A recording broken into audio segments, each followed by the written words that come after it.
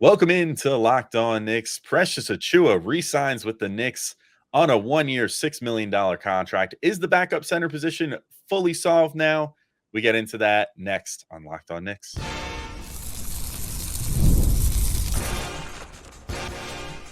You are Locked On Knicks, your daily New York Knicks podcast, part of the Locked On Podcast Network. Your team every day. All right, welcome in to Locked On Knicks, and today's episode is brought to you by GameTime. Download the GameTime app, create an account, and use code LOCKEDONNBA for $20 off your first purchase. Terms apply. And we want to thank you guys for making Locked On Knicks first listen today and every day, whether you're checking us out on your favorite podcast platform or taking in the sights and sounds on YouTube. We appreciate you making us part of your daily routine. Make sure you hit that auto download function on your favorite podcast app or the notification bell on YouTube so you never miss an episode like ones like this, where there's big, huge breaking news, monumental signing for the Knicks. Kind of the cherry on top to a eventful offseason. We'll get into the implications more in just a sec. But I'm Alex Wolfe. I'm editor-in-chief of Knicks site, The Strickland, and you can find strick.land. And he's Gavin Schall, your favorite play-by-play broadcaster's favorite play-by-play broadcaster, and maybe some people's favorite backup center candidate just re-signed. And Gavin, we were spared the embarrassment of looking like idiots. We were going to do a mailbag episode today where we went into backup center candidates because we got asked it by a couple people. And, we kind of got into that whole debate and brought up a ton of names. None of you will ever get to know what those names were. We get saved. If the Knicks would have dropped this news at 1 p.m. On July 31st, then things would have been totally different. You could have been like, dummies. Of course, they were just going to re-sign Precious. Well, Hey, I picked Precious over the field. It was 64. I picked the field. I was the dummy. So, I got spared here. I'm projecting. Well, you know what, Alex, when we put that episode out 2 weeks before the trade deadline, going to look pretty good. It will look pretty good. Yeah, maybe we could save it. Save it for December 15th and just put it out right on December 15th. Yeah. So anyway, the news of the day, Precious Achiuwa resigns. That mystery is over. We were, of course, talking about, and we were talking during the episode that would have aired today about how, there's a possibility that he was going to be used in a sign-and trade to bring in a higher dollar target potentially. I'm sure the Knicks explored a million different options. Maybe it just reached the point where Precious and his agent were like, come on, guys, please, like, you sign already. Let's get this over with. And then, or maybe the Knicks just got tired of calling Danny Ainge every day saying, like, will you trade us Walker Kessler today? No? Okay, bye. And just doing that ad infinitum. Either way, Precious Achiuwa is back on a 1-year, $6 million deal, Gavin. And I guess sort of the big kicker to this whole thing is the lack of a kicker or the lack of a no trade clause. So when a player has full bird rights available to re-sign with a team, typically if they sign a 1-year deal, they get an automatic no trade clause, and Precious opted to waive that. So that's sort of the big footnote to this 1-year, $6 million deal. Also sort of foretelling of how the Knicks maybe view Precious going into this season as possibly more of a trade chip than a guy that they're looking to build around long-term, or else obviously they would have signed into a longer deal. But what are kind of your initial thoughts with the 1-year, $6 million deal for Precious? Yeah, well, I think you nailed it. He is what he was last year, which is a temporary solution and quite a good one at that. I went over it in yesterday's podcast that no one will ever hear, but I was really impressed with how he played last year. He was ultra switchable defensively, like especially during the regular season. I remember that Sixers blowout where he did like a really nice job on Tyrese Maxey. Solid enough rim protector, totally bought into the Knicks offensive ethos of just being a monster on the offensive glass. Of course, his shining playoff moment was racing around and ensuring that the Knicks could throw out that small ball look with OG Anunoby at the 5 and maintain their structural integrity defensively. His Precious just played like a man possessed for that entire fourth quarter. Offensively, the best rim running option the Knicks have had under Tom Thibodeau. Of course, Mitchell Robinson is a bigger target and can get higher around the rim, but Precious is just very, very quick in terms of his ability to dive out of the pick and roll. And I thought him and Jalen Brunson developed some really nice chemistry in that respect. If I'm going to go even bigger picture, though, it sets the Knicks roster coming into this season, or at least all but sets the Knicks roster coming into the season. They're now not going to pursue another center until after that December 15th deadline when he can be dealt.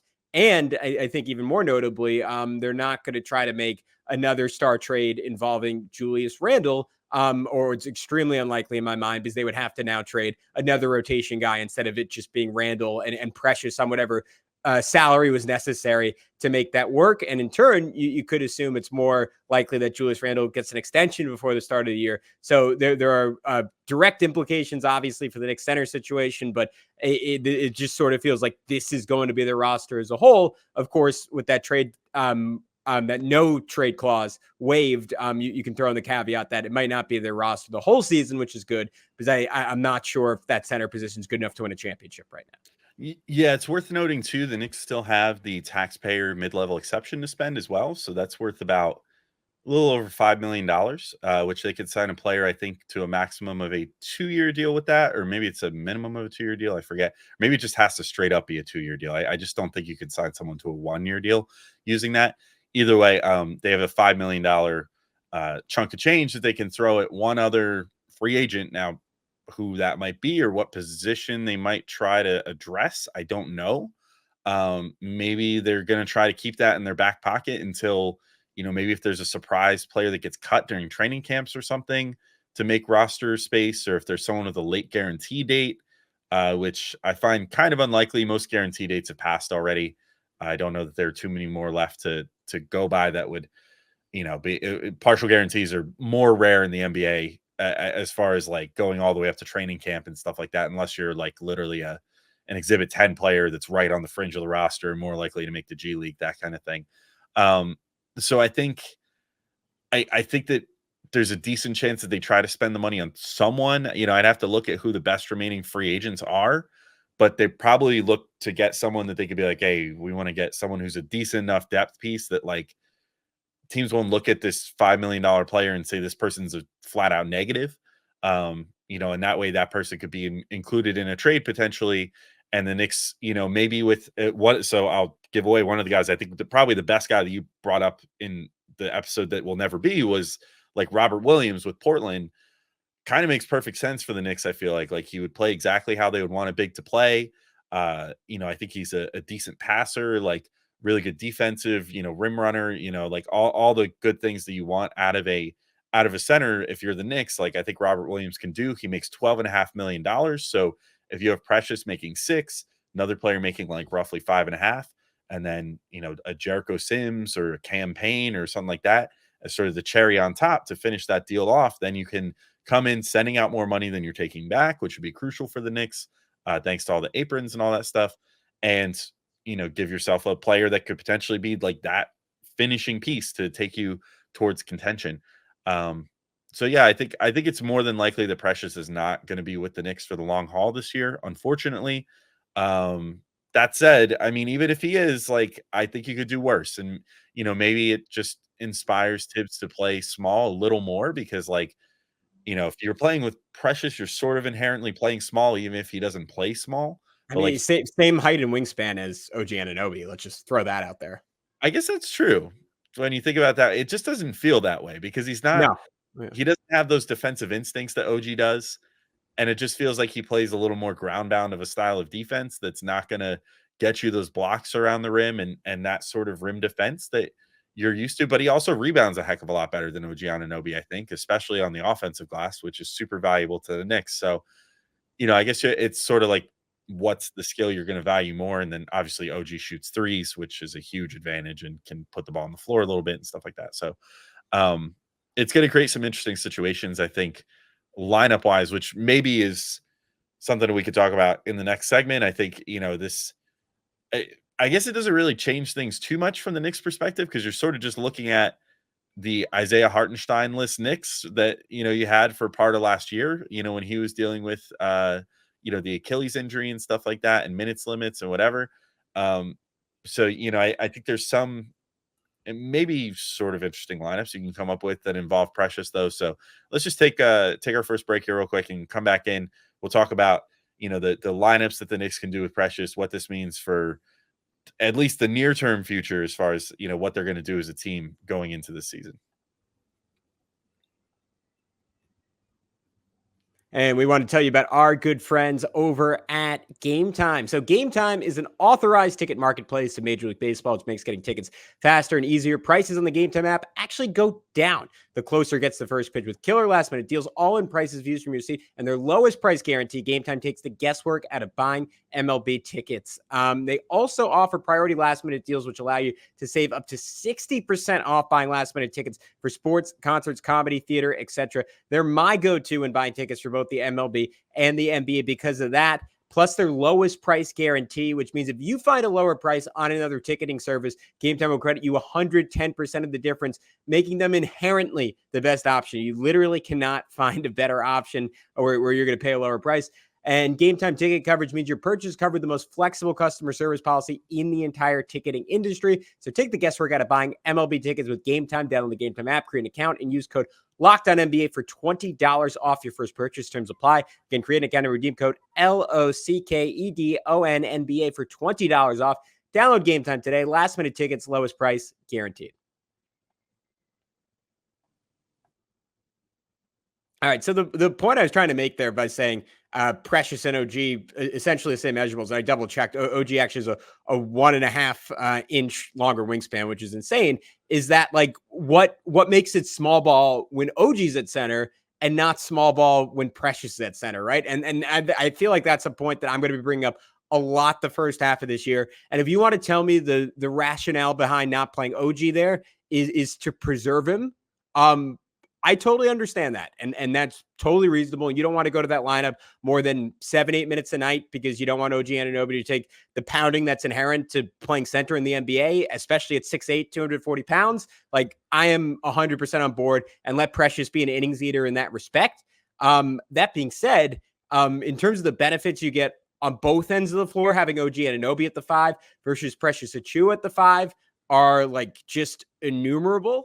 And I've said it over and over again, like the fact that allows you to just get your best 5 players on the floor. If you're a Knicks fan, and go with Brunson, go with DiVincenzo, go with Anunoby, Bridges, and Randle, and let Randle be your nominal center on offense. With if Precious Achiuwa is out there, like, he is the center on offense, because we saw last year, like, the 3-point shot, which was sort of there like when he was a rookie and has sort of been there for small stretches, is still really theoretical with him at the end of the day. Obviously, it's not with Randle. It's not with OG Anunoby. That is a different type of lineup that the Knicks have ever been able to get to. And I think, to your point, if there's a silver lining here, maybe it's that Tom Thibodeau is willing to lean into that a little bit more. And of course, we will also see iterations where it's OG and Precious playing together, and depending on who the center is and how the matchups come out, it could be OG guarding the center, much like we saw in Game 4 of that Sixers series, where Precious was the one flying around the perimeter and OG was the one tasked with trying to stop Joel Embiid. But I just think I think that is the upside. Like, it opens them up to more lineup flexibility than they otherwise would have. All versions of those lineups will have their weaknesses, but they also have like very defined strengths.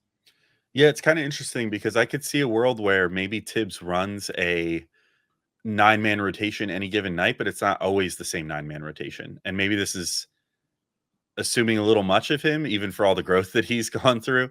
I mean, he's sort of just the last couple of years has found, when healthy, the 9 players that he likes the most and sticks to those guys no matter what. So, every game is going to follow a similar script, if not the exact same script, of this guy will probably come out around this time, this guy will replace him, so on and so forth. And, it's like the Knicks just kind of, rather than, like, if they were like a restaurant, they'd be like a diner that has a menu that they've been doing for 20 years and does everything perfect, and not like the crazy gastro, whatever restaurant that's making everything crazy and putting foams on top of your dishes and whatever any given night. That's not really Tibbs. Tibbs likes to kind of just make you a cheeseburger. And his version of a cheeseburger the last 2 seasons has been a 9-man rotation that he largely doesn't, divert from. But if he was willing to be a little more creative with it, there could be some nights where you say, okay, this team that we're facing, only has one true center on their roster. And, so Mitch can just sort of shadow that person. And every time that person's off the floor, then Mitch can sit as well. And, maybe for this game, Tyler Kolek is the guy that comes out and, is the 9th man of the rotation. And then you run small. And so you say, okay, OG will be the 5 for certain stretches. And then maybe there'll even be a couple minutes of like Josh Hart and Julius Randle out there at the 4-5. And, just kind of try to run and get out in transition and, just get rebounds. And maybe the post defense isn't phenomenal, but there's not a huge threat on the other side to really punish you for that. So it's fine. So maybe that's something that you go with, especially because no matter what with the Knicks now, the nice thing is that they'll have some pretty good perimeter defense, both with the starting unit and the bench unit. Like throwing out like Deuce McBride and Dante DiVincenzo out there is like your 2-3 could do a lot worse off the bench, as far as defensive concerns are concerned. Same with Josh Hart, is like your defensive 4. But then, maybe on another night where you're facing, say, the Sixers, you say, well, we need someone who, regardless of their physical size, plays a little bigger. And Precious like gets rebounds better and boxes out, I'd say, a little better than an OG Anunoby, and certainly would, I think, hold up a little better against like an Andre Drummond off the bench. And then you say, okay, well, for tonight, Kolek's going to sit down. We'll have Deuce kind of run the show off the bench, maybe extra Jalen Brunson minutes tonight to make sure that position is always taken care of. And then, you have Precious come out there and guard Andre Drummond or whatever. I just think that it, to your point, it opens up a lot of possibilities. Whether Tibbs is willing to tap into them or not is going to be a different story. Of course, that last roster spot is going to be interesting to see how that plays out too. If they decide to spend that $5 million before the season starts, because if they do, then they should be able to trade that player as well on December 15th, aggregate him with Precious Achiuwa, and then potentially look to make the upgrade for whoever you want off the bench at the center spot, and then hopefully not touch Deuce McBride or Tyler Kolek and leave yourself still with that same amount of flexibility just by using the guys on the end of your bench. But we'll see. It's going to be intriguing to see, what kind of chess match Leon Rose and company are playing here and what they're able to accomplish with whatever flexibility they still have at this point. Yeah, I'll say one final time. Sucks that Isaiah Hartenstein's not on this team. Because this shouldn't have been an issue coming into the year. This should have been like the best 2-man center combo any team in the NBA had, at least in terms of like who the worst guy or like how strong your backup is, I guess is the best way to phrase it. And instead, like it is I hate to say a glaring weak point because that sounds like I'm going after Precious Achiuwa and he's a fine backup center. It is a glaring weak point for a team that has championship aspirations. And the Knicks obviously are aware of this. It is just something that they're going to have to find a way to upgrade in a substantial way. And a lot of times around the trade deadline, if you don't have a ton of cap room, if you don't have like multiple first round picks to throw out there, like it is really, really hard to find a super positive upgrade. I know you mentioned him for me. Robert Williams to me is maybe like on kind of the high end of like the best possible person they could end up getting. I threw out Jared Allen the other day, but that would require trading Mitchell Robinson. Like I don't want that to be the thing that holds this team back, because then you just look at last year and you're like, wow, Mitch getting hurt and Ihart breaking out could be what stopped this team from winning a championship. And the titles are won and lost. We see it every year on the thinnest of margins. And I don't want to look back on this era with any regret, Alex. So I'm hoping they find a way to figure this out. I'm a little anxious they weren't able to do it this offseason, but you know what? Trust in Leon. It is worked out in our favor as Knicks fans consistently. Maybe they pull a rabbit out of a hat in a few months. Yeah, here's hoping. And obviously the next big domino is Julius Randle and his extension eligibility, which I believe starts on August 3rd. So we're mere days away from that.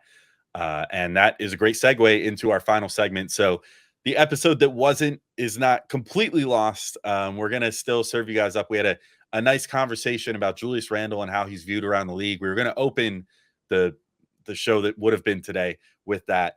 So that's going to be our third segment today. So we'll be right back in.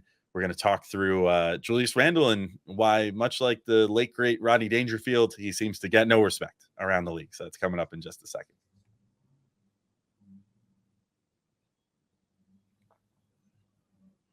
Lucas Tolput on Twitter, at Lucas Tolput3. And Lucas says, hi from Australia. First off, always crazy to hear when we have international fans. So that's the instant way to our heart and to lead a show as a mailbag. Is to be like, hey, I'm from all the way on the other side of the world where toilets flush the different way. Like, that's sick. That's crazy. So Lucas has 2 questions. So we'll actually address them in reverse order, but I'll read them in proper order. 1, what realistic options are available for the Knicks to pursue as the backup center? And 2, in mock trade general talk, why do you think Julius Randle is continually undervalued and disrespected? Thanks. So I wanted to lead with the Julius Randle question because all the rest of our other questions kind of deal with the backup center conundrum. So it's best to kind of group all that together. But Gavin, let's address this Julius Randle thing first. So why do you think it is that Julius Randle is? I agree. I think generally, especially from outside forces, but sometimes from like Knicks fans and stuff too. If you look on Twitter and whatever, pretty disrespected for a guy that's won 2 All NBA awards in the last 4 seasons, has made the All-Star team 3 out of the last 4 years. I mean, the accolades are stacking up for Julius, and yet the respect and the trade valuation certainly doesn't seem to be. Yeah, well, we did a podcast on it. Like that was almost like a 40-minute explainer version of this. So we can now do the TLDR version of it, which is basically that like he is an extraordinarily talented player that is a little bit hard to fit on most teams because he really I don't want to say he needs the ball in his hands because like all good players, all players who are capable of being all NBA need the ball and more importantly deserve the ball in their hands. And I think Julius Randle is good enough, is efficient enough to say he deserves the ball in his hands. I think the issue is he's a little bit of a tough fit as a 4 who can shoot and at times can really shoot. And we saw a season where at one point he was like leading the NBA in, I can't remember if it was 3-point makes or 3-point attempts, but I think he was leading the NBA in 3-point makes like nearly halfway through the season. So like it would be unfair to say that he can't shoot, but for his career is kind of like a 33% 3-point shooter. And I think that's where the rubber hits the road a little bit, right? Like that is the challenge with him, like, especially when he's not a great defender either. And then when you're looking at like contenders and you're saying, how do you incorporate this guy? Like we talk about like the beauty of OG Anunoby, Mikal Bridges, and why the Knicks had to give up like their entire stash to get both those guys of young players and picks is because they can fit into any system, anytime, anywhere, any lineup, any team, any contender, any style. You plug in Mikal Bridges, you plug in OG Anunoby, they're going to have a really positive impact for your team. Julius Randle, who is a better offensive player, not a more flexible one, but a better one, if I would say anyways, than either of those two guys, you can't say the same with. And we made the list, Alex. We're going through it like, all right, like if the Knicks are kind of staring him down with this contract extension and the Knicks want to play hardball and they could say, hey, buddy, where else are you going to go? That's great that you're all NBA. That's great that you're an all-star. We respect everything you've done for us,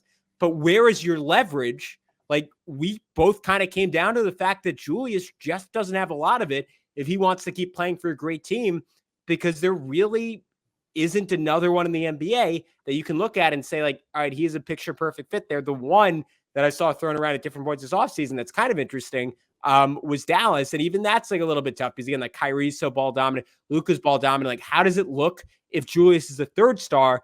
Is he good enough to be your 2nd star? Like on top of stylistically, just in terms of talent, that is the big issue. So it's just hard to find the right fit, even if you agree that he's a top 25, 30 player in the NBA. Yeah, I think the main thing for me is just like it's weird with him because a lot of what he does, to your point, is with the ball in his hands, but a lot of it he does really well. Like if you look at, for example, his assist percentage the last 2 years, and he's been classified by Cleaning the Glass as a forward, not a big. So this makes this even slightly more impressive when you consider that it's guys that handle the ball a little more.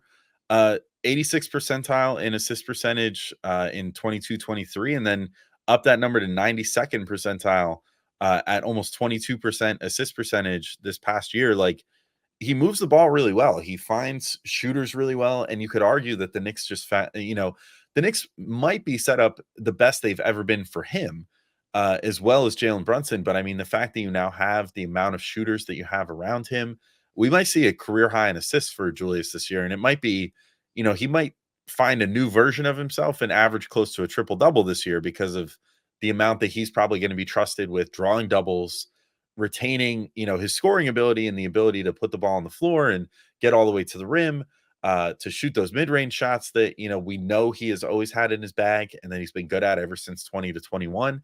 and also shoots some threes from time to time. But like, I think that he's going to be in charge of collapsing the D a lot and doing that. That said, it's, we haven't seen him in that ideal arrangement yet, which I think then lends itself to, like, it seems like we think of him more as the guy who is tasked with going out there and being the scorer. I do think that he started turning a corner with that passing this season, though, and was passing as good as I've ever seen him during that magical 1-month stretch in January with the team that looks the closest to the team that he's about to be on this coming year.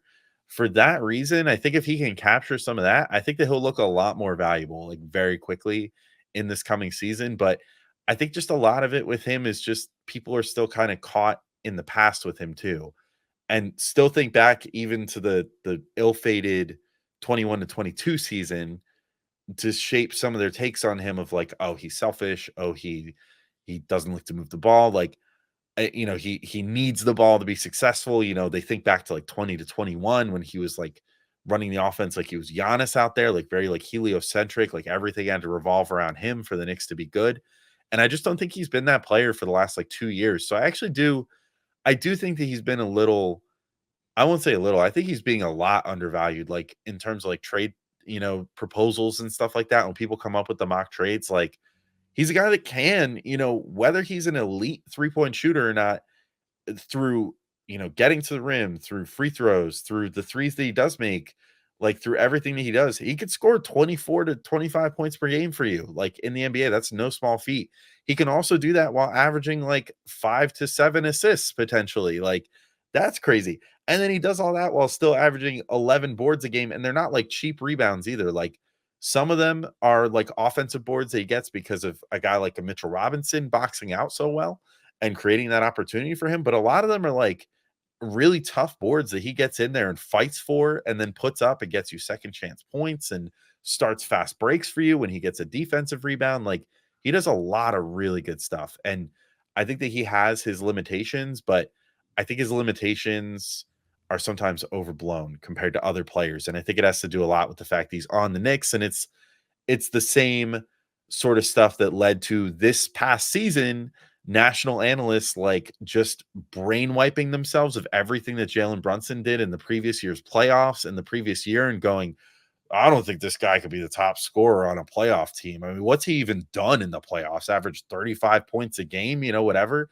Like, every analyst that does not cover the Knicks exclusively is always going to intentionally try to devalue the Knicks just because that's the reputation that the Knicks had for so long. And quite frankly, I just don't think that national media types and people that are outside of the fan base really like the Knicks or like Knicks fans or like the city of New York, like for whatever reason. Like, a lot of it is just bias, I think, honestly. So it's a very New York homer answer of me, but I honestly just think that a lot of people have preconceived notions about the Knicks in general, but then about the players like Julius Randle, and that ends up coloring their perception in trade deals and whatever, which is why you see absurd trades like, oh, I mean, I understand that like maybe there's a case that he could be a better fit or whatever, but like, oh, to get Jaren Jackson Jr. or whatever, the Knicks have to trade Julius Randle and like all of their remaining swaps and Deuce McBride or whatever just to make that trade happen. I think that's where those are spawned from. It's just that the Knicks in general, people are just kind of desperate to crap on often, and that includes their players. Yeah, I think it's going to be such a fascinating year for him. I gotta say, I've said it already. I'll keep saying it. I feel a lot more confident if Isaiah Hartenstein was here, just because Julius was so much better playing with Hartenstein than he was with Mitchell Robinson, and it's going to be the same. It's not the same challenge Julius has had all 4 years, right? Because like you go back to 2021, you're like, he was working freaking miracles. Like, you want to talk about spacing issues with Mitch in there? What if it was Mitch plus Elfrid Payton plus RJ Barrett plus like whoever else was playing on that team who couldn't shoot the basketball? Like, and Reggie Bullock was like his one savior. Now, like, the three other guys are Anunoby, Brunson, and Bridges. Like, obviously, it is an immense step up from what was.